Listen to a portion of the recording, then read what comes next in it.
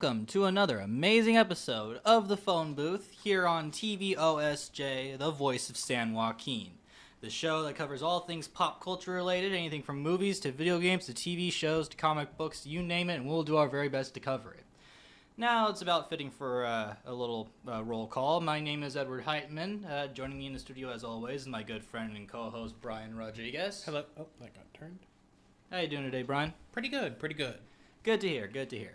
Our board op, Parker Sperlin, wasn't able to make it today. He's pretty occupied. His mom's birthday is today, I believe, so he's in the process of setting everything up for her party. So best of luck to you, Parker, and everything. I hope your mom has a wonderful birthday. Yep. Now, we got a couple of things we're going to be covering on today's show. We kind of have a running theme for today, one that I'm excited about. Failure. Just total failure. Yes. Yeah, we're going to be talking about the ESA and how they've screwed up. We're going to be talking about MoviePass and how they screwed up, and just lots of failure just everywhere. Yeah. I can't wait to get into it. It's our Schadenfreude episode. It's our Schadenfreude episode, exactly. So, without further ado, let us begin by entering our weekly recap, where we talk about all things that have happened within the week. I know we kind of been on a bit of a hiatus, so there's a lot of stuff that we probably missed in the previous week, which we'll bring up at some point in time in future episodes. But for now, let's stick to this week. So, back in April, Sony hired directing duo Phil Lord and Chris Miller to helm Sony's Marvel Universe, which is really just projects based off of Spider-Man for TV, seeing as they didn't necessarily have the rights to Spider-Man, but basically the rights to everybody else connected to Spider-Man. They do have the rights to Spider-Man, but they're in a co-production deal with Marvel because they realized, hey, Marvel makes good movies, and we make bad movies. Maybe we should work with Marvel to not completely destroy this brand we still have access to. Whatever sells our Sony Vios. Yeah. Reports are now saying that there are two shows that are in development, one animated and one live action. It's unknown what these shows will be based on, though it was reported a while ago that there was an animated series based off of Spider-Ham, and that was in the works. Which I think is a long time coming. The minute that I saw Spider-Ham and Into the Spider-Verse, I knew that the corporate executives are going to want to profitize off that one. Yeah, and it's Spider-Ham, at least in the movie, had a, I want to say, simpler animation style. He was a bit less complex. He's what like cartoon animators would call stretchy. Yeah, he's stretchy. He has simpler color palette. He's, simpler lines, less complex. Well, complex is hard to define with movements and animation like that, but I do think he would be a good animated series potential. And John Mulaney is hilarious, so. Oh, of course. Now, I'm kind of interested that they mentioned TV and not, streaming or whatever, since almost all the Marvel shows right now are going to be going down on Disney+. Yeah, they say TV series as in, an episodic series you watch on your TV. It's hard to tell if this will be on a streaming service or if it will be on an actual, channel or who knows anymore. No, TV is dead, essentially. Long live streaming. Well, I mean, the CW kind of begs to differ, I think. They have their own streaming service. Oh, yeah, I forgot about that, though. And they're going to be on the HBO Max when it comes out. It's... Oh, goodness, I forgot about that. Yeah. But, I mean, a live-action Spider-Man TV show, that's something that would be interesting. The last one that we had was, in the 90s? The old-school 90s Spider-Man show or whatever? Wait, was there? It was live action. Was there? There was a live action Spider-Man show. I remember it being cringy, but it was fun to watch nonetheless. But yeah, I mean, that'd be interesting. Anyways, Brian, why don't you take away the next topic and let's talk about Destiny 2. Destiny 2. Their next expansion, Shadowkeep, has actually been delayed by 2 weeks, moving from September 17th to October 1st. Bungie has said this delay is simply due to the fact that the expansion needed a little more polish, and thank goodness. So this is actually the first time any Destiny release has been delayed after it was announced. Of course, the game was originally delayed from 2013 to 2014, but that was behind the scenes. They never had it announced. But now that they're free of Activision, it looks like they are no longer beholden to the every September we have to have a big release cycle that they've been sort of stuck in. And the idea that they can delay something to give it more time to polish is really great, especially since in past releases there have been, very obvious signs of, oh, this needed more time to work, and they eventually updated it later on, but it was still, You only get to make one first impression. Oh, yeah, that's true. Well, I mean, I think it's good that they have it delayed. I admit I'm not much of a Destiny player, but I, for one, am very irritated when it comes to rushed content. Mm-hmm. That kind of stuff always bugs me. And hearing that it's going to get a bit of extra time for extra polish, I wonder if like they're going to try and do anything extra with it, or just basically a new coat of paint, basically. I mean, it's 2 weeks. It's not really enough time to introduce new content. I really think it is just going to be making sure all the systems work. Like, there's a massive overhaul coming to how armor works and how armor perks, work. So that probably needs a little more tinkering to make sure it's just right. This also means that the Steam release of Destiny 2 and the release of Destiny 2 New Light, the free-to-play, essentially the free-to-play release of Destiny 2, has been pushed back to October 1st as well. But cross-save and account linking has actually been moved forward because of this. It's no longer tied to the September 17th release date. It is now coming August 21st. Ooh. Yeah. So while it did get pushed back, one big feature did actually get pushed up, which is nice. That's good. That's really good. Now, on to the next little topic. Adam Wingard, director of Your Next, Death Note, and the upcoming Godzilla vs. Kong movie, is working on a series based off the 1997 sci-fi horror film Event Horizon, and this will be released for Amazon. Now, for those of us who might be unfamiliar with the film, why don't you give a bit of an explanation about this project? Well, we're not sure how closely it will stick to the plot of the movie, if it's going to just be a readaptation or a completely new story. But Event Horizon was essentially a very gory, very bloody horror movie in space. It's about the crew of a ship trying to investigate another ship that I believe got too close to an event horizon of a black hole, and nonsense and evil started happening. I actually haven't seen the film because, as regular viewers will know, I do not like horror. But it had Lawrence Fishburne in it. Hey, well, I mean, I think it's pretty cool that we're getting some more sci-fi horror. It is a bit of an obscure genre. I know our Bordot Parker is a huge fan of sci-fi horror, so that might be something up his alley and everything. Yeah, really the big one is Aliens, which hasn't been represented well in recent decades. Yeah, games, shows, or anything really, just no. Well, Alien Isolation was good from what I've heard. Well, yeah. Yeah, Isolation was good. Colonial Marines was not. No. Anyways, I'll let you take on the next topic. Let's talk about NBA 2K20. NBA 2K20 has announced that they will finally be adding players from the WNBA, the Women's National Basketball Association. When the game launches this September 6th, all 12 WNBA teams and their players will be in the game. And, that's good. I mean, it's good. I don't know why it took them so long, honestly, but it's good. Yeah, I know the NBA Live series added them in their 2017 release. The numbers confuse me. They confuse me too. Yeah, and of course there has been backlash to this, but let's just focus on, finally and it's not just, 2 or 3 players. It is all 12 teams with all their players. That's an amazing, I mean, it should have happened earlier, of course, but it is pretty good. Should have happened much earlier. It's a great move, great representation. It's also a really good business move for NBA 2K20 because that means that they'll have a much bigger potential audience to play the game now that they have the WNBA in there as well as the NBA. Chef Tobias is on the other side of the window giving us a shout out. Be sure to check out her program Women in Business whenever you get a chance. Also Kitchen Conversations when you get the chance as well. But yeah, I think this is a really good business move for the game series. Honestly, I don't have a lot to say about this, but I felt it deserved, attention. Because it is good. It's overdue, but it is good. It is very good. All right, on to the next topic. Annapurna Pictures, the studio founded by Megan Ellison. Gosh, that's been so long since we've talked about Annapurna Studios. Yeah. Man. They're exploring bankruptcy. Always fun. Yeah, very fun. Despite past hits from the studio such as Her and Zero Dark 30, as well as distributed films like Sorry to Bother You, the company has fallen on difficult times. Recent films like The Destroyer and The Sisters Brothers have underperformed, and they recently lost their film chief and domestic marketing president.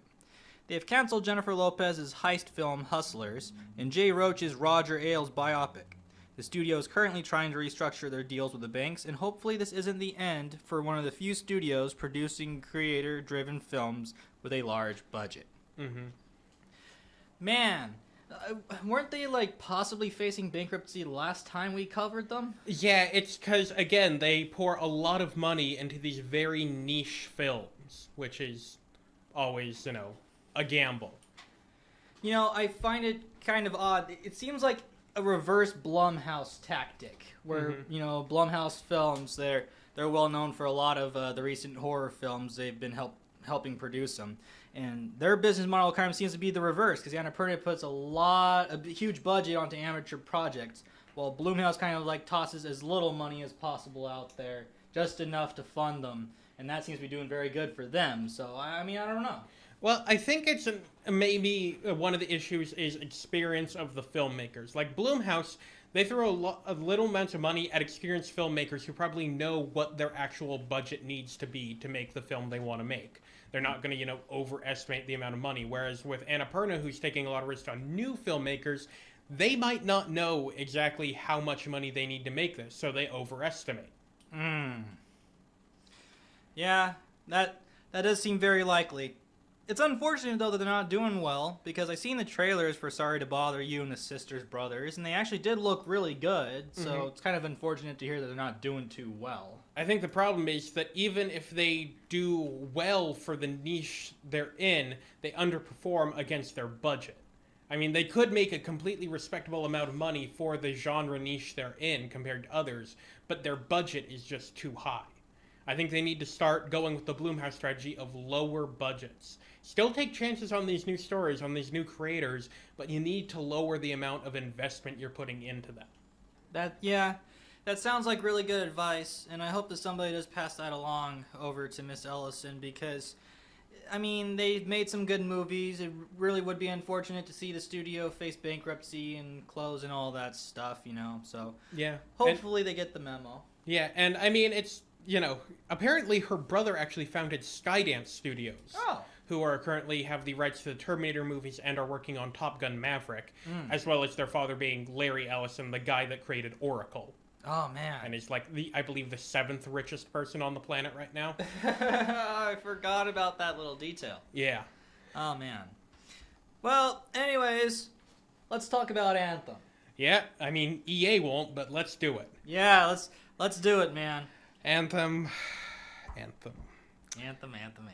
After a 3-month delay, Anthem's Cataclysm has finally released. It was originally supposed to be the endgame content released 3 months after launch in May, but then itself got a 3-month delay. So now 6 months after the game launched, we finally have endgame content. And of course, it's bad.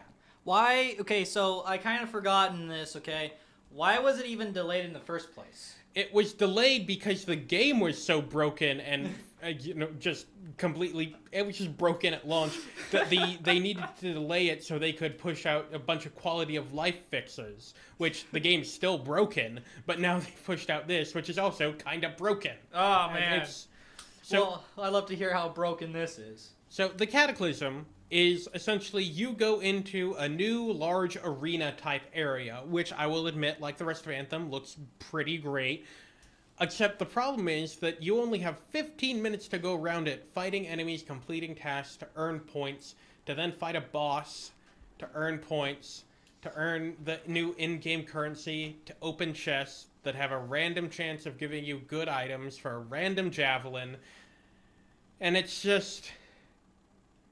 Doesn't really sound like anything new. This isn't end game content. This is an event. It's literally only going to be here for, I believe they said 8 weeks at most. What? Yeah. It's limited time. Yeah, at a time when the game desperately needs new content, I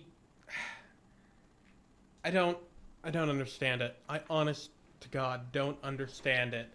I'm not going to say it'd be easy, but just make it a permanent thing for now, or just don't make it only 8 weeks. Make it last as long as you need to get more content out the door. Add something new to this game, something new long-term. There has only been one addition of long-term content to Anthem since launched. It was another one of their strongholds.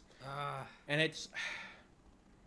Gosh, it honestly just sounds like they're just kind of giving up on the game. I mean, EA sure seems to have. After their last a financial call a few months ago where they said they were going to keep investing in Anthem and they had faith in this. And their most recent one last week, they mentioned the word Anthem 3 times in reference to the fact that it sold more digital copies than physical copies as part of a larger trend of them moving towards digital. No new announcements about Anthem, just using its sales as an example for why they should move more towards digital. Yikes. That is not good at all. This is actually, again, the exact pattern that happened with Mass Effect Andromeda after its failure. You know, early on after release, EA pledged, we're going to support it, we have faith in this long term, and then a few months later, they just completely stopped talking about it, and then a few weeks after that, it was announced that BioWare was abandoning the project. Whew. So, don't be surprised if in a month or two we get an announcement that Anthem is dead.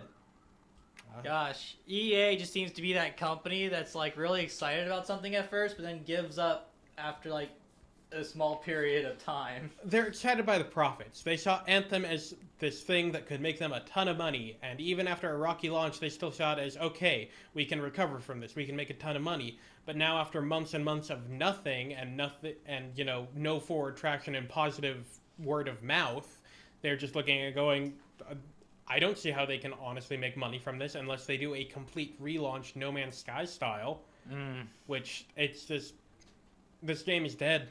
And I feel like I say that every time we talk about it. Every time we talk about it, there's something else that's wrong with it. It's just like 76, except somehow it managed to be just as bad, if not worse, than 76. At least with 76, impossible. At least with 76, Bethesda's still supporting it. At least there's been a fairly steady stream of content and fixes. Of course, some of that content has been bad, like the non-cosmetic items in the Atom Shop and removing the ability to earn atoms early in the game. Yeah, I'm still mad about that. Oh, Bethesda. Yeah. Bethesda. I forgot what I was angry about. You were angry about Anthem. Anthem, that's right. Sorry, we got sidetracked onto another thing I was angry about. I get angry about a lot of things. A lot of things. You got a lot of things to be angry about today, you know. So, I'd like to talk about a potential bargain out there for any of you guys who are into the whole comic collecting business, because there's going to be 2 issues that are going to go into quite the popularity. So, as we know, there are some comic books out there that are always removed for controversial reasons. One of them was a DC Dark, their first attempt. Oh yeah, DC Black with the. With Batman. Yeah, I still have my copy of that. That's right on, man. Right on. Well, anyways, there are 2 new issues out there that DC is telling their retailers to destroy. I mean, they have the option to return them, but in the memo it specifically says to destroy these copies before the new copies come in. Yep. That would be Superman issue 14 and Supergirl issue 33.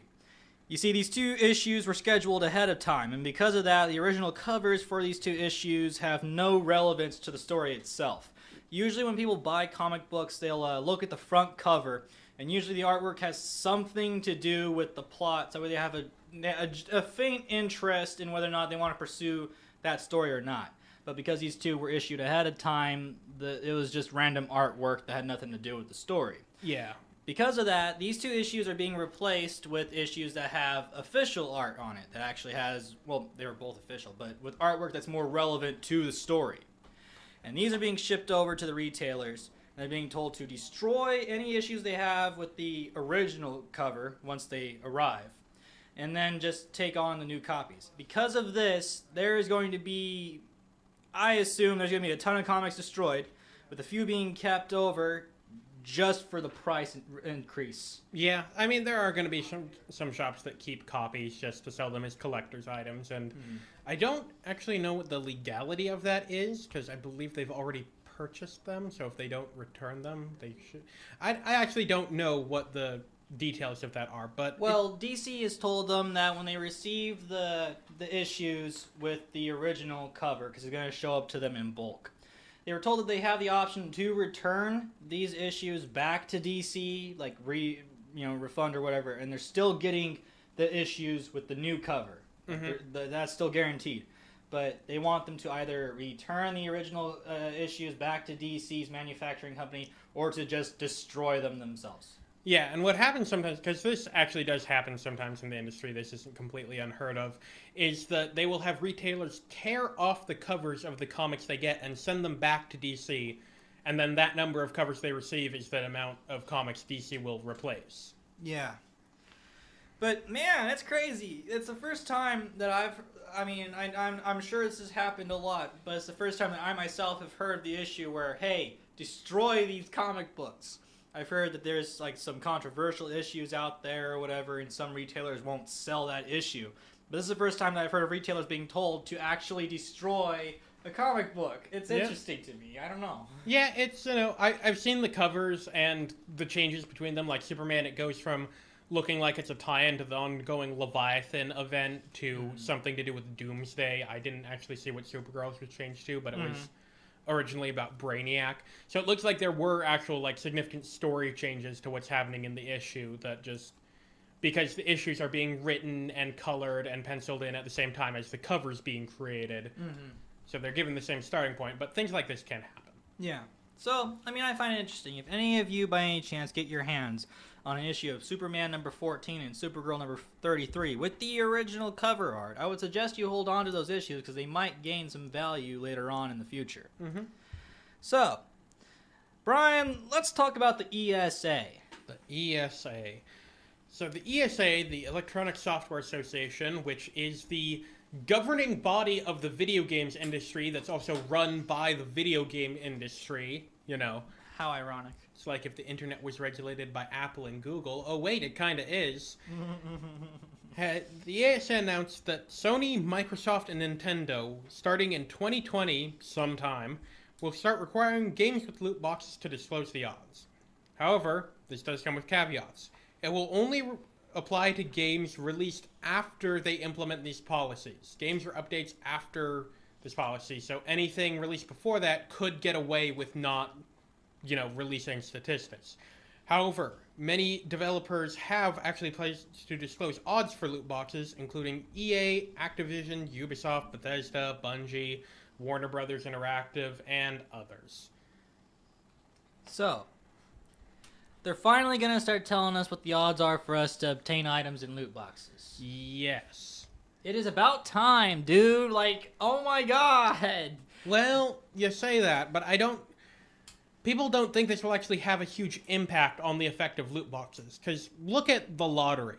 The odds of the lottery are disclosed. It's, astronomical, but people still buy tickets in the millions for the hopes of winning the lottery. The odds don't matter. The prize matters. Well, that is true, but there are also that brief majority of people that actually see what the odds are and go, nah, it ain't worth it for those odds. But of course, there are also people with addictive gambling personalities that look at those odds and go, you know what? There's a 0.5% chance for me to get that. That's only 1 in 200. I can probably get that, and they keep buying and buying and buying. In fact, disclosing odds might make it more likely that people will do something like that. Well, I guess that's true. When it comes to the whole gambling addictive personality thing, that's a whole nother topic, and that whole thing got brought back up to light around the time that GTA opened up their Diamond Casino, which we didn't get to cover last week. Yeah, they opened a casino where it's almost legally gambling. You can buy in-game money with real money that you then gamble at the casino to win more in-game money. It is so close to being legally gambling that many countries have actually banned this feature. You cannot access it in certain countries because they deemed it so close to gambling. Rockstar's defense, of course, to this being that there are some limitations behind the mechanics of the Diamond Casino. There are limits to how much money you could spend at a certain period of time in order to keep you from blowing too much money on the casino, but that avoids the fact that there's still real money being blown off at a casino. Yep. Yep. But we're venturing too far into another topic. It was something that I really wanted to talk about that we didn't get into last week, but back onto the whole thing of loot boxes. I know it's not necessarily beneficial, and in fact, in some instances, it might actually make things a whole lot worse when it comes to games that rely heavily on loot box mechanics, but it's still something nice. I can't really imagine, at the same time, it'd be bad to have the odds disclosed for the loot boxes, but it might also be beneficial in some aspects as well that the odds are disclosed. I can't see this as a good thing overall because it's the ESA announcing it. It is the body made up of companies like Sony, Microsoft, and Nintendo. These are, when the big controversy around loot box first started up, their solution was to add an in-game purchases label to the ESRB rating on the box. Of course, if it's on the box and they add it in later, like Activision's been doing, things like loot boxes into games with updates, then that's not on the box. They update it online, but it's not on the box. And especially things with, I believe it was Crash Team Racing. Oh God, Crash Team Racing. They did recently add that the road pass or something like that, or the road trip pass, where you could buy Wumpa fruit now to go with the fruit that you own. Mm-hmm. Yep. And they are directly adding in microtransactions to games aimed at children after the fact to get around the, having to put it on the box. That's why they're doing this. It's why it's not at launch. That and to keep reviewers from talking about it. I'm still mad about the Crash Team Racing thing. From that aspect, and also the fact that they jumped on the opportunity to profitize off of a game almost 20 years old, or even further than that, that didn't even have the option to have microtransactions in the very first place. It's a very, very greedy cash grab. Yeah, and it's Activision's MO. They did the same thing with Modern Warfare, where they added microtransactions, they added a crafting system to bolster the microtransactions, and then they sold the Season Pass for the remaster at a higher price point than the original one. Man. It was an amazing level of greed. Yeah, man. Loot boxes are still a very prevalent problem in the video games industry, and I can only hope that someday there's better regulations in order to keep these from affecting people in severe ways. Anyways, let's move on to our next little topic. I'd like to talk about Galaxy's Edge. In case you're unfamiliar, Galaxy's Edge, Star Wars Galaxy's Edge, let me correct myself, is Disneyland's latest new world, completely themed off of the Star Wars universe. You might be familiar with it for seeing the advertisements for Smuggler's Run, which seems to be like the one main attraction they have at the moment. Mm-hmm. So, it started to flop. When it originally opened, Disney predicted that wait times for Smuggler's Run, their main attraction, would be estimated to around 2 hours long. In reality, it's ended up being less than an hour long. According to an anonymous employee who told Fox Business in an interview, employees' hours have been reduced to below 40, going as low as 30 to 35 hours some weeks, due to the very, very limited amount of traffic coming into this section of Disneyland. This is also affecting the paychecks of employees as well, since their paychecks before taxes could fall from $600 to $450, with the average employee's wage being $15 an hour. The employee claims that the problem stemmed from Disney taking too long to build Galaxy's Edge, resulting in them rushing the opening with only one main attraction. Disney's blog has recently announced that the second main attraction, Star Wars Rise of the Resistance, isn't set to be released until early 2020. Mm-hmm. Now, of course, this is all from an anonymous source. This employee did not want their name stated into this interview and everything. But, man, talk about unfortunate, because when this thing has been advertised this whole time, it was hyped up to be such a successful world to be open. You and I have covered this world numerous times on our show about the latest things they're going to be adding into it and everything. And it's just weird knowing that it flopped. Yeah, and this isn't the only setback this entire Star Wars Land thing has seen, as there was also supposed to be a Star Wars themed, hyper, fancy hotel that was supposed to open in downtown Disney. They even shut down the Rainforest Cafe ESPN zone down there to make room for it. Unfortunately, the city of Anaheim did not grant them the permits to build it, so it just never happened. And this is a huge blow considering how much Disney's put into this. This theme park land is canon to the Star Wars universe. Mm-hmm. The Galaxy's Edge is in the Star Wars universe. There's comics around it that are tying into the current ongoing canon comics. It's kind of amazing the amount they're putting into this. And to see it, just sort of fail to make an impact is kind of depressing. Maybe the one in Disney World will do better. Yeah, it is kind of interesting that it's not doing well because of how much they put into it. They seem to be pouring a lot of money into it. Like, it's kind of like like how Universal has its Wizarding World of Harry Potter. That seems to be how Disneyland was trying to have this Galaxy's Edge kind of be. Yeah. But I don't know, man. It's weird. I thought that it really would do well, but come to think of it, it actually was very rushed from the get-go. Yeah. And of course, again, it may do better in the Orlando park. There is, history to prove that sometimes things that don't work in one side of the country do work on the other. Like the Country Bear Jamboree comes to mind. Oh, man, I forgot about that. Yeah, it's been gone for a while. Yeah, man. But I just can't help but wonder how this is going to affect Disney. Because, as you said, they put a lot of money into this attraction. And for it not to do too well so far, and with this being leaked on top of that, I can't help but wonder what Disney's next move is going to be. Probably they won't say much of anything about it. They'll probably just go ahead with the plans to open the Rise of Resistance in 2020. They might try to speed up production, but I hope they don't. Yeah. The last thing they need to do right now is rush anything else. They're probably just going to try to keep the name of the land in people's mouths until they can get Rise of Resistance open, and probably try to do some sort of pseudo relaunch thing by the time it comes out. Man. Well, anyways, ladies and gentlemen, that was the weekly recap. Now allow us to enter our second segment for today's show, Trailer Talk, where we talk about some of the latest trailers to have come out within this week. So let's start off with the Addams Family trailer, the CGI animated version, not the old live action version we had gotten a while back. Its release date is October 11th, 2019. Starring Oscar Isaac, Chloe Grace Moretz, and Charlize Theron. The synopsis is the Addams family's lives begin to unravel when they face off against the 21st century and its treacherous, greedy, arrogant, and sly reality TV host Margot Needler, while also preparing for their extended family to arrive for a major celebration. And this is directed by Conrad Vernon and Greg Tiernan. Now, I know this is CGI animated, man, but these things look awful. They really do. They're trying to go for the Minions aesthetic, which it's more than just the animation style where they're trying to imitate Minions here. Yeah, when you look at the art style, I know that the Addams Family is supposed to look creepy. Like, that's their whole thing. They're the creepy, oddball family. But this looks like a mixture between Minions and some old-school Tim Burton drawings.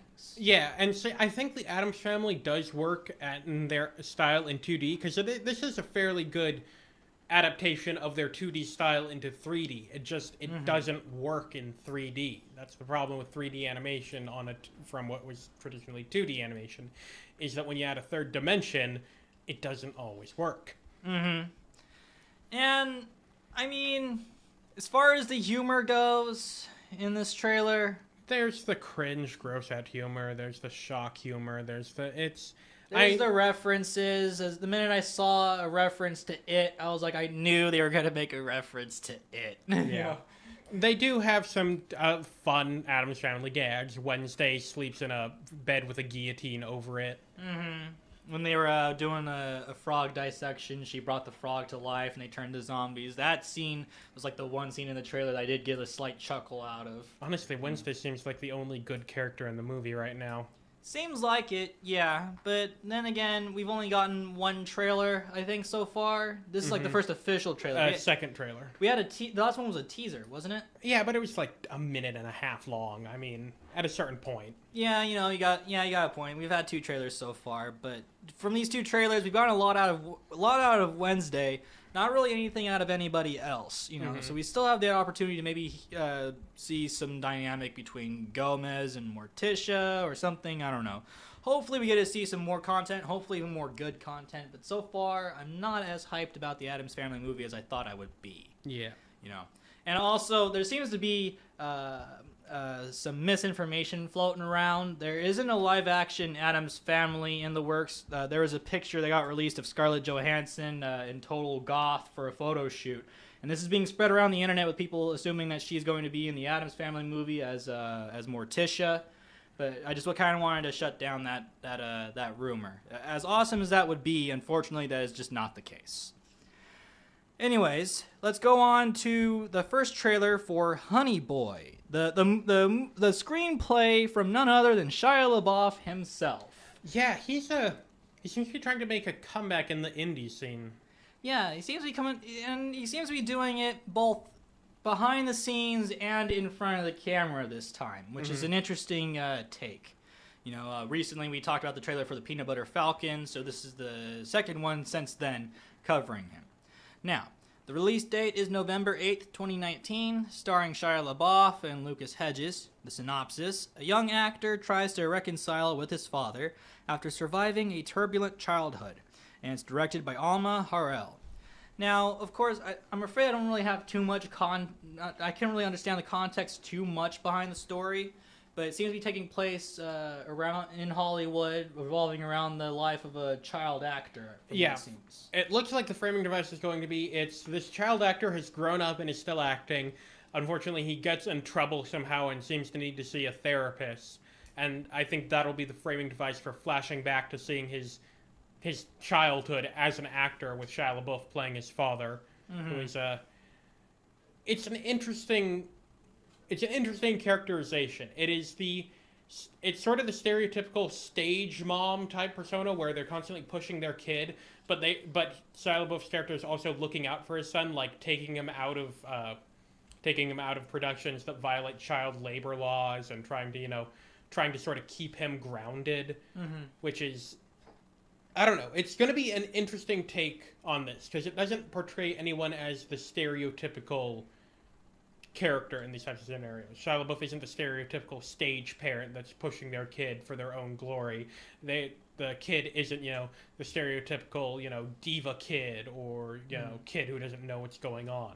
Yeah, it looks interesting. I will give them that. Shia LaBeouf seems to be doing an okay performance from what I've seen in the trailer, though I have to confess, with a lot of Shia LaBeouf movies, all of his performances kind of seem like the same performance to me. That was my only problem with Shia LaBeouf, is that all of his roles kind of just felt like Shia LaBeouf. That was the role, I mean, we go to see Ryan Reynolds movies, and all we're getting is basically the same character over and over. Yeah, that's a very fair point, So I'll have to retract my previous statement then.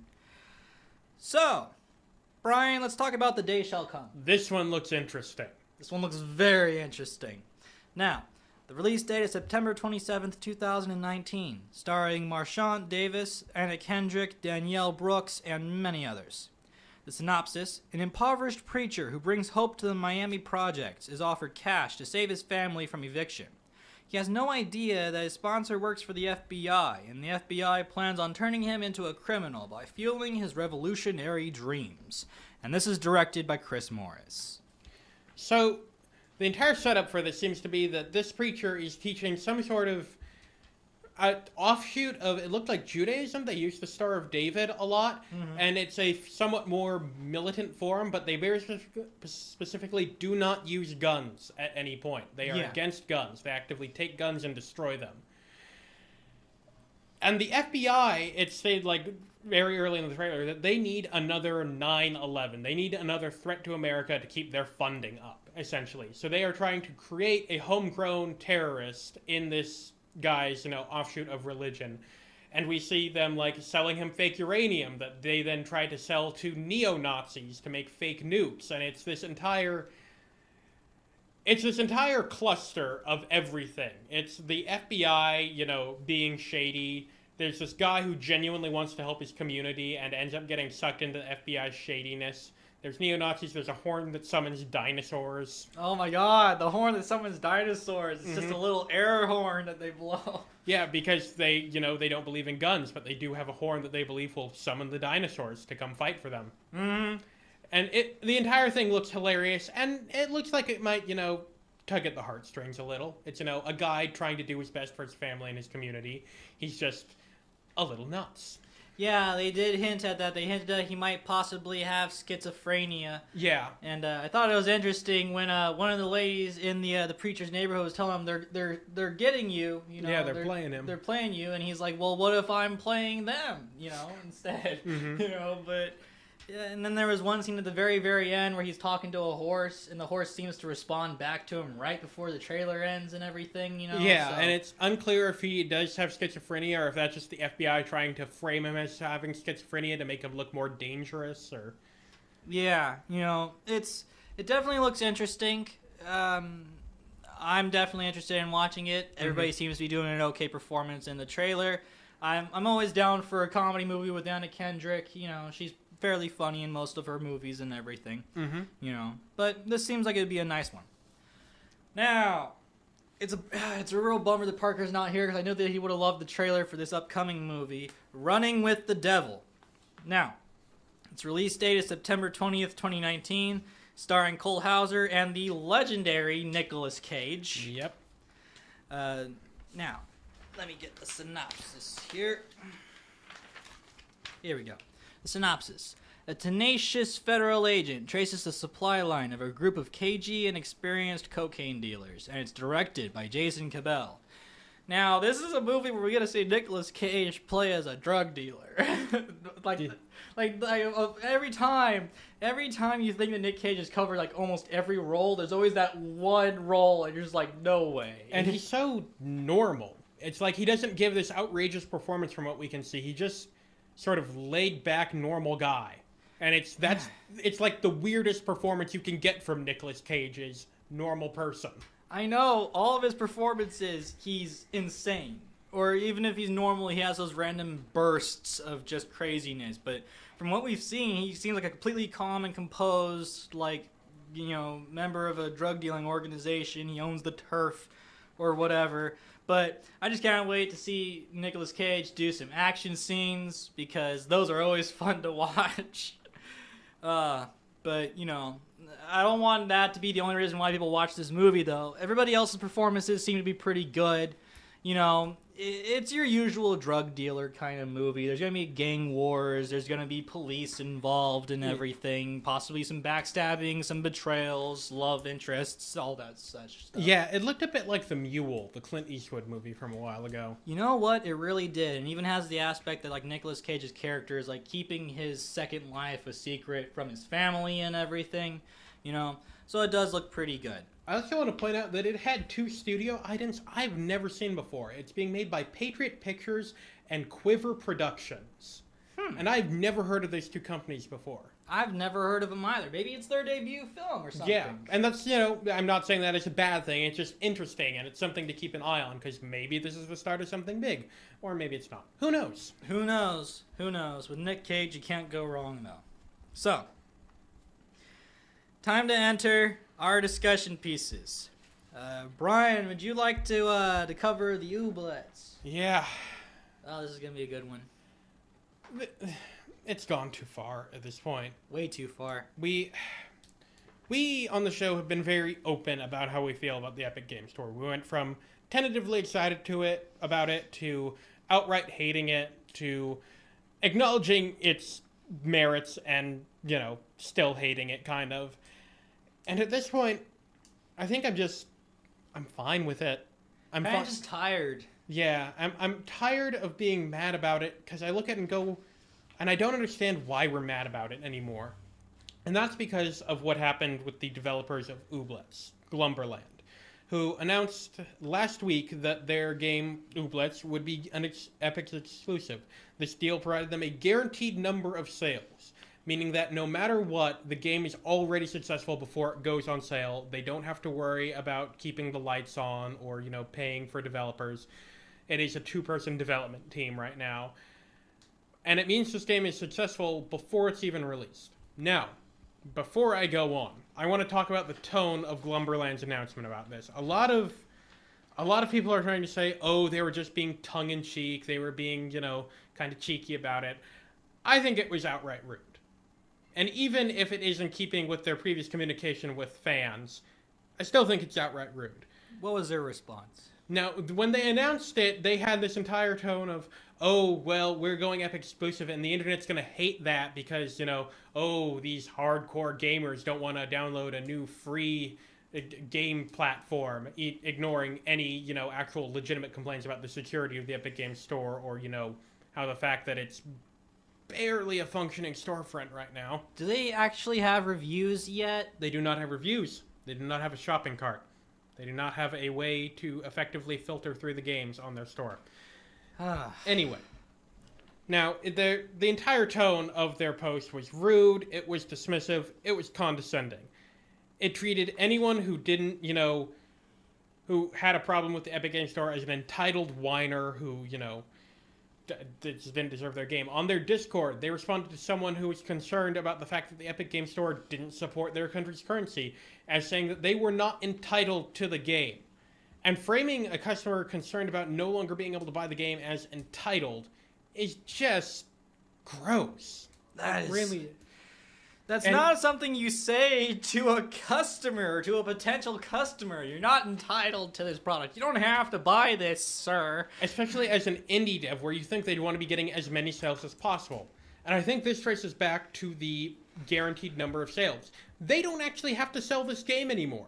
They've already been paid the amount of sales they were projected to get across all platforms just by Epic. So they no longer have to sell this game, and I can't help but feel that this tone sort of reflects that. They no longer want to sell the game. They've already made the money. They don't need to be, polite to fans or, understanding of why they're upset about this. And it's just, again, many outlets are trying to frame this as them just being, cheeky and humorous about it. I think it was outright rude. I bet everybody on the subreddit wanted to say otherwise. Oh, yes, and the subreddit, which was run by Glumberland, has now been completely locked down to prevent people from posting about it. Yeah. Oof. That's why you never want a subreddit run by the developers of the game it's a subreddit about. However, what has happened since then is completely out of hand. There have been fake screenshots going around from one of the developers saying that he thinks gamers should be put in gas chambers, which he, as a Jewish man, finds horrific. Yeah, that's too far, man. There have been racist attacks, there have been threats of violence, and this is just too much. It's a video game. Yeah. This is a video game. That's all this is. This is a video game going to a specific storefront. They have not hurt you. They have not attacked you. They are choosing to sell their game at one store. Yeah. That's it. I can understand being mad at the company by itself, but to go so far as to personally attack the people who are involved in the company is just way too far. And this is just a video game. No reason to step this far out of hand. That's ridiculous. If you're upset about the move, that's fine. If you're upset about their toe, that's fine. If you go so far as to threaten violence against another human being because of that, that is not okay. That is just so far out of line. Calm down, bro. Deep breath. Now, again, don't like the Epic Store. I don't like the way they go about securing exclusives for big AAA releases. However, I think it is a good idea for any indie dev that is offered an Epic exclusivity deal to take it. Because even if you don't go exclusive, if they release it on Epic, they are guaranteed a higher percentage of the profits from the game, from 70% to 88%. They get above the trash fire that is Steam right now with all, the half-assed releases, the asset flips, the fact that Valve's not even releasing anything new on their Steam marketplace. Yeah, the fact that Valve isn't even trying to curate the Steam marketplace. They're just watching it burn. Yeah, and an exclusivity deal gets them, a chunk of change up front to help cover development costs. With people like Glumberland, it allows them to, keep the lights on, to not have to worry about how their game sells. It gives them, Epic gives them a hand with marketing, which is great for indie devs. Mm-hmm. And honestly, yeah, I don't like when AAAs do it because it does just come off as greedy, especially when they do it like Metro Exodus when they announce it a month before release. That is exactly what I was thinking about too. Mm-hmm. Metro Exodus. It's how it was suddenly snatched away from Steam and made exclusively on Epic, and people just they could either get it on Epic or they were basically screwed. And see, it's even harder for me to get mad about Borderlands 3, because at least they didn't, spring it on us at the last minute. They were upfront at the reveal that, yeah, this is going to be exclusive to Epic for 6 months. Yeah. I'm mad about a whole lot of other things going on behind the scenes of Borderlands 3. Oh, yeah. This isn't actually one of them anymore. I was mad at first, but I'm looking at this entire thing and going, why are we mad about this? Do we get upset every time NBC secures the exclusive rights to a TV show? Do we get mad when Netflix signs exclusive deals with creators for the next, 5 years? No, we don't, because it's a part of the business. So why are we getting upset about the Epic Game Store for this? Be upset about their lack of security. Be upset about all the missing features that should have been there at launch. Don't be upset about this. This is the nature of every entertainment industry. I think the reason why everybody is as upset about this is that the people in the games industry, I guess, are more invested in the outlets to play video games than people are invested in which TV studio or channel gains exclusive rights to a property. And when it comes to somebody new, like the Epic Games Store, a company that announced and straight up told everybody off the bat, we're going to defeat Steam. That is our thing. You're going to want us. You're not going to want them anymore. Everyone's going to play games on us, and then Steam will have to fix its problems, and then people will go back to it, but everyone's going to want to play with us. With that kind of a statement, you kind of hope that the Epic Games Store is going to do this through good merit, like they've been doing with the indie developers, helping the indie developers get good income from this and helping them get more exposure, which is a wonderful thing. But then you have them immediately ripping away rights to major AAA things, and that just comes across as a poor move. Of course, what are the rights to certain things? Like, if you bought, like with Metro Exodus, when you bought it on Steam, okay, I get getting mad about that. But then there are the people that are mad about Borderlands 3, and you don't have the right to buy it on Steam. You don't have the right to buy it at all. It's, you can buy it from where they're selling it from. It's like going into Barnes & Noble and being mad that they stole the right to the new John Grisham, but I don't even know if he's still writing anymore. Oh, he's always writing. From Amazon, which, no, that's not how purchasing works.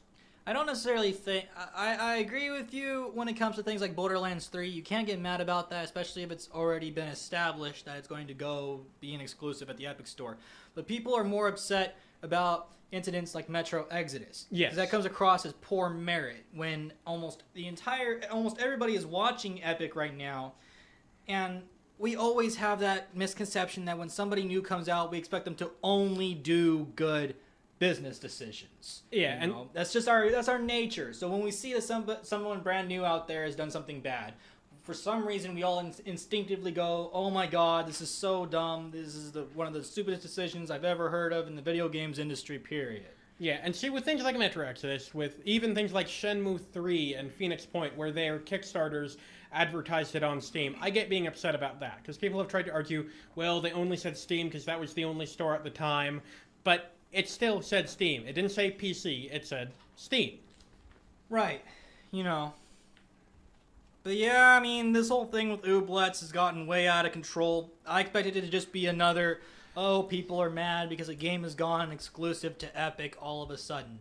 But this has gone way too out of hand, dude. Yeah, And I admit, I too am getting kind of exhausted with the whole Epic Games Store thing, because it seems like we can't ever get any good news surrounding this. All we hear from the Epic Store's news lately is, they screwed up here and they screwed up there. Like, when are we just going to be able to just hear the good things they've been doing?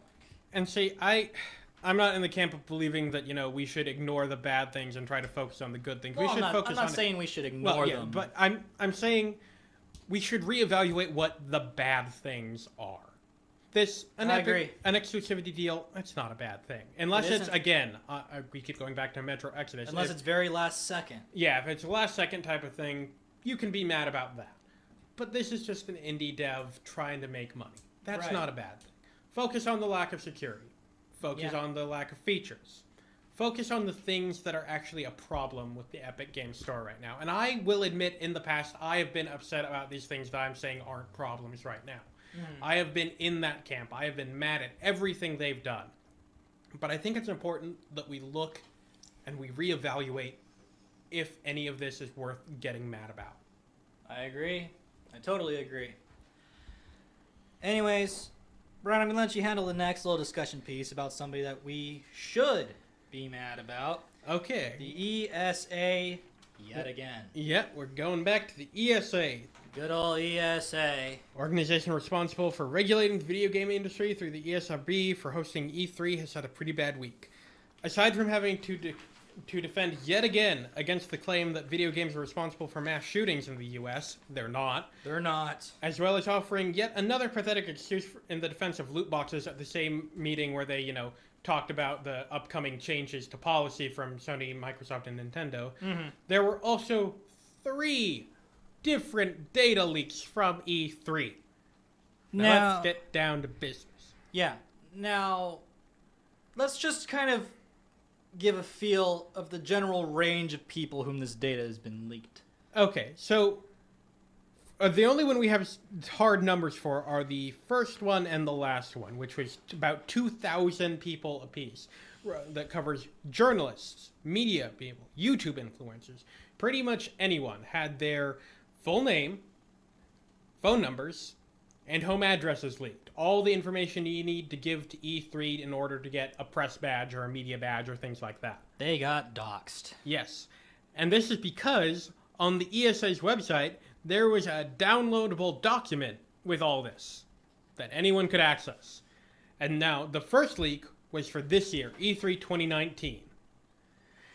And then it went on to reveal that they also had documents for 2004 and 2006 on their site.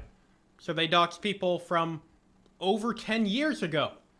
And it was most recently discovered that 2018 was also up there for fun.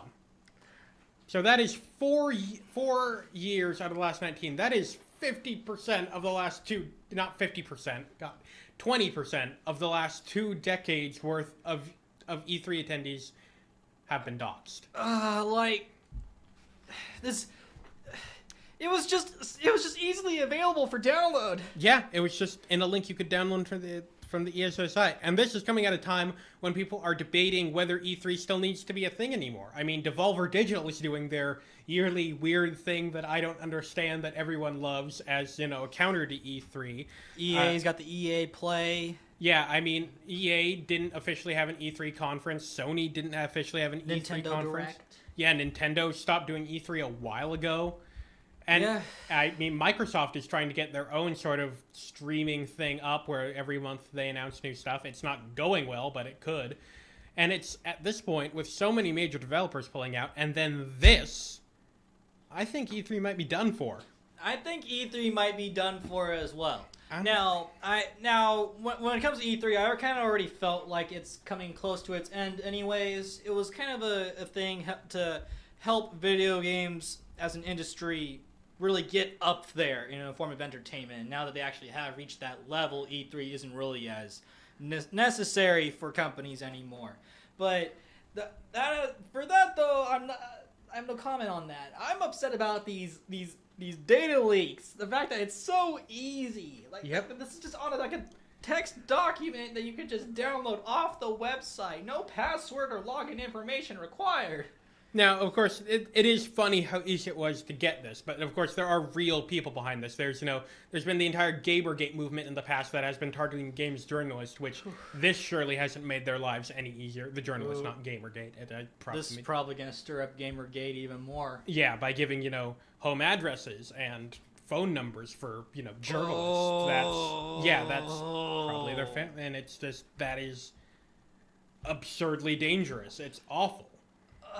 The whole thing is awful. Being doxxed in general is a very, very terrible thing. That shouldn't have to happen to anybody. Mm-hmm. Oh my god.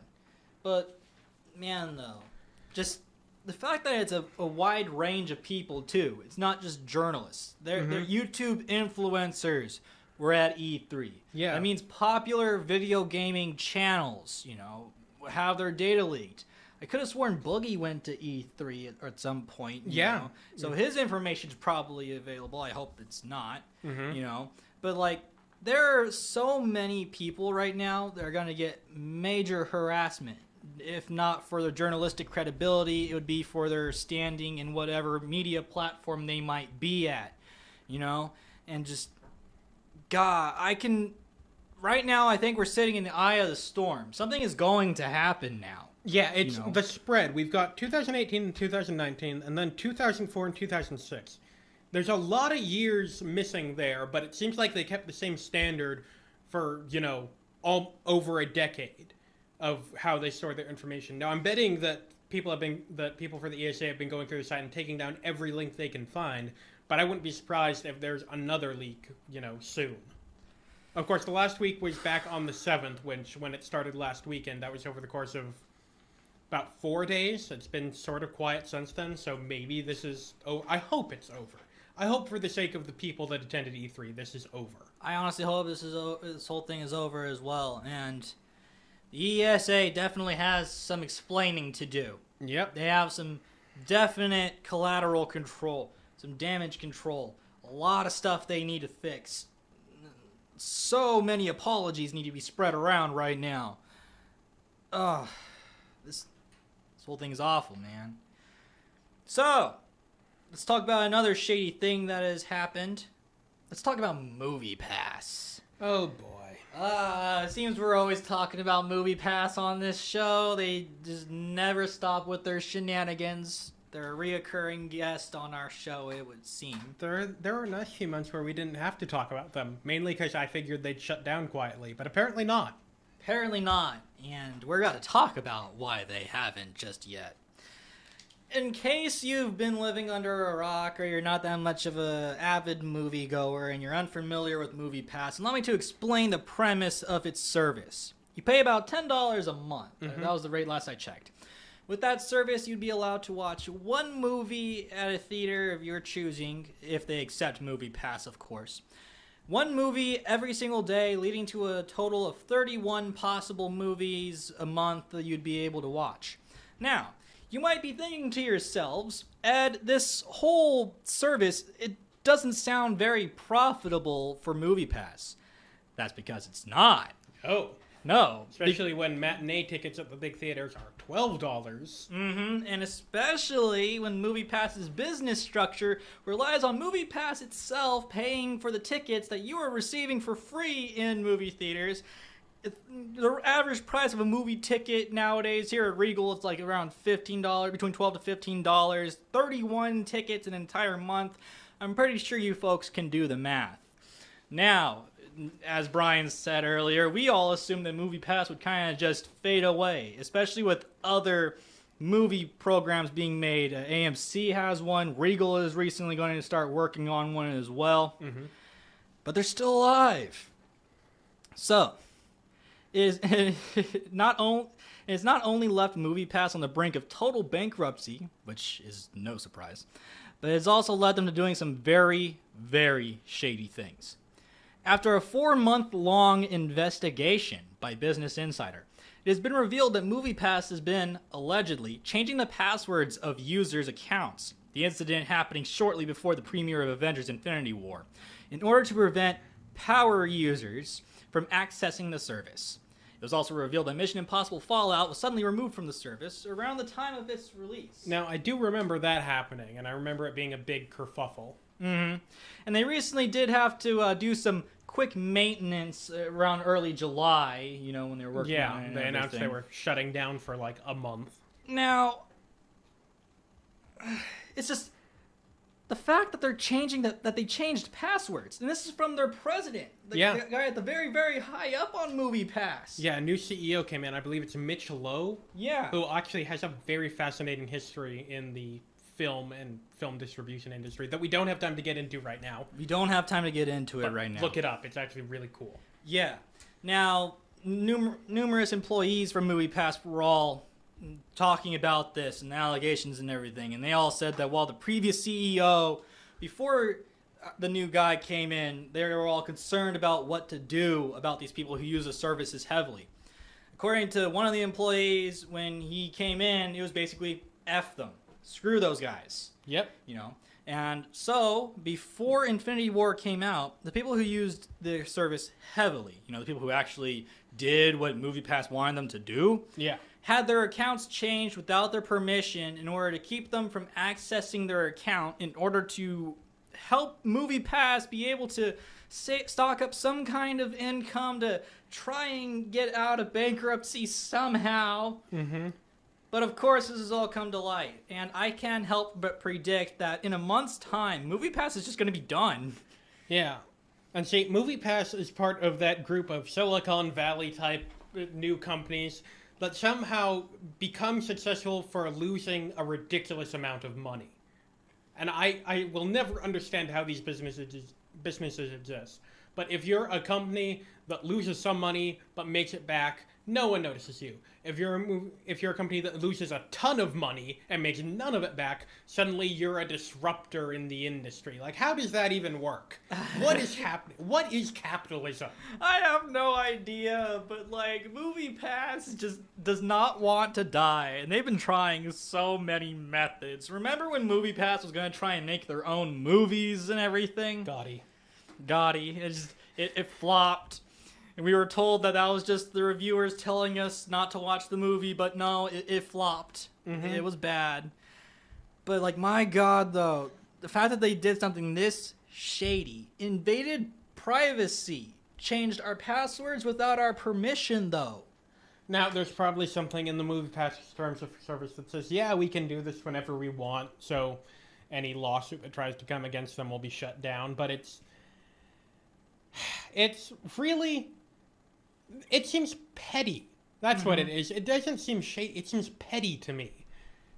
It's like they, instead of wanting to, I don't know, maybe come up with a better plan, they just decided to try and find ways to prevent people from using the service. It's the same level to me as if they went into your home and said, okay, you can have the ticket, but only if you get it off this really high shelf. Mm-hmm. They recently had announced an app, right? For MoviePass, for people to use the app. And they had to use the app in order to access movie services. It was later revealed that, of course, that this app was introduced so that way it would prevent people from having multiple people be able to use MoviePass's service, and only exclusive people were allowed. So this has been going on for a while. Honestly, man, they're just done. They were done from the beginning. Their business model made no sense from the get-go. They could not make money off this if anyone used their service. They were trying to go for the gym membership model where they're kind of relying on you not using the facilities but still paying for it. Mm-hmm. But that's... it's not a gym. It's something they could... and they tried to make it so hard to, cancel your subscription that you just have to stay in it, but that didn't work, because if you don't want to pay money for something and you can do it on the internet, you're going to find a way to stop paying money for that. Mm-hmm.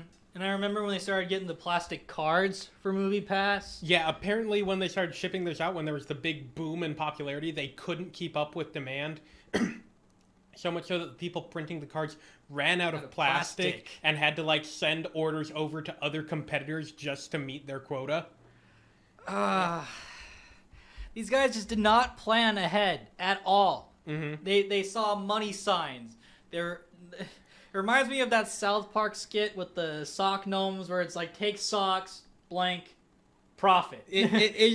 That's essentially how Silicon Valley works right now. Is these new apps are, we do thing, we lose a bunch of money, something happens, and we make profit. It's hilarious though, man. But it's not hilarious though for the people who had their accounts locked out. Yeah. Especially if anybody out there found out that they specifically were the ones who had their passwords changed. They don't know who it was specifically, so for all we know, there were some people out there who probably thought that they were hacked or something, or that they had simply forgotten their password. When no, MoviePass screwed you out of your own account. And it's not even like they went and looked at it and go, okay, just change the passwords of 50% of the user base. No, they targeted specific users that were actually using the service. That's... it's... Oh, man. Well, hopefully we get a response from MoviePass soon regarding this incident. We have yet to hear a response after this investigation because they're probably panicking behind closed doors trying to figure out what to do. But that about does it for that topic. And that about does it for our discussion pieces. There was one last little bit of news I forgot to talk about the upcoming Moon Knight movie. Oh, yes. Yeah. It was recently announced that Marvel is going to be working on a Moon Knight movie for Phase 5. Rumored. They haven't announced it. It has been rumored. It has been rumored that Marvel is working on a Moon Knight movie. It has been rumored that they're looking for a Jewish actor to play the role of Moon Knight, a paranormal detective. This backstory is so complicated to kind of explain. Yeah, they're gonna have to do some serious rewrite to make it make sense. Oh yeah, but they're looking for a Jewish actor to play the role, which is fitting because I believe Moon Knight's he's Jewish. He's Jewish, yeah, and. As far as actors go for trying to find the right casting, it has been rumored as well that they might very well be looking at Andrew Garfield, well known for his role of Spider-Man in The Amazing Spider-Man, to play the role of Moon Knight. And it is not uncommon in the comics for Moon Knight and Spider-Man to cross over because they both operate in New York, so much so that in the recent Infinity Warp storyline, the two were merged into one character, the Arachnite. Yep. Now, hopefully this is true. We haven't gotten any Moon Knight anything, really. He's shown up in, like, Marvel cartoons as, like, that brief cameo character, but we haven't gotten, like, a legit Moon Knight story. And see, he was one of the characters that was supposed to be in development since 2010, before Disney bought Marvel. Yeah. There was, like, going to be a Moon Knight movie, a Luke Cage movie. A Gambit movie. Yeah, that wasn't them. That was X-Men. That's Fox. That's a whole other can of worms of not getting developed. Okay. Fair enough. Of course, with all this, like with Blade rumored to be in Phase 5 at the Mahershala earliest. Ali. Yeah, and with Moon Knight being in Phase 5, or rumored to be in Phase 5, it would be interesting to see if Phase 5 of the MCU took on a heavier bent towards the Marvel Knights, the, sort of darker characters of which both Moon Knight and Blade are a part of, which also includes things like Punisher and Ghost Rider. Yeah, Ghost Rider. Ghost Rider's getting his own Hulu series. Right on. And I'm glad we're finally reaching that phase in Marvel where we're finally going to get movies and appearances from the characters that people aren't as specifically familiar with in the comic books. I know what it's like to be that kid who says, oh, my favorite superhero is this guy, and everyone's response being, who? Who are you talking about? That was the case with Guardians of the Galaxy. I liked Guardians of the Galaxy, but nobody knew who they were until the movie came out. Now everyone knows who the Guardians of the Galaxy are. And now that Endgame is passed, they seem to be taking more risks, like with the Eternals and Shang-Chi. Very few people probably know who either of those are. So it's going to be fun to see, hopefully see lesser-known characters get the spotlight. Yeah, it would definitely be interesting. Hopefully we get some team build-ups aside from the Avengers within the next few phases of the MCU. Now, with that being said, we have now finally reached the end of today's episode of The Phone Booth here on TVOSJ, the voice of San Joaquin. As always, my name is Edward Heitman. Joining me in the studio is my good friend Brian Rodriguez. Goodbye. Be sure to tune in every Saturday from 1 to 2 here on The Voice of San Joaquin, where we talk about all things pop culture related. Anything from movies to video games to TV shows to comic books, you name it, folks, and we will do our very best to cover it. Now, with that being said, please have yourself